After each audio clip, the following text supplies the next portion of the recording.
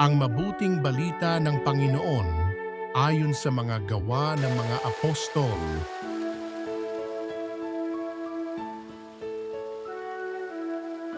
Ang mga kapatid ay nanatili sa itinuro ng mga apostol sa pagsasama-sama bilang magkakapatid, sa paghahati-hati ng tinapay at sa pananalangin.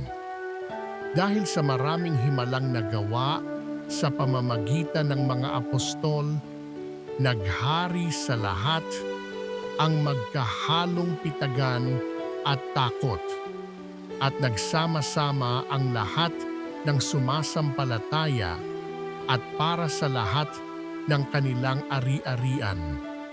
Ipinagbibili nila ito at ang pinagbilhan ay ipinamamahagi sa lahat ayon sa pangangailangan ng bawat isa.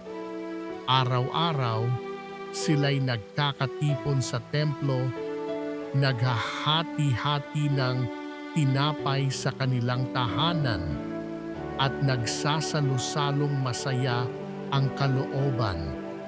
Nagpupuri sila sa Diyos at kinalulugdan ng lahat ng tao.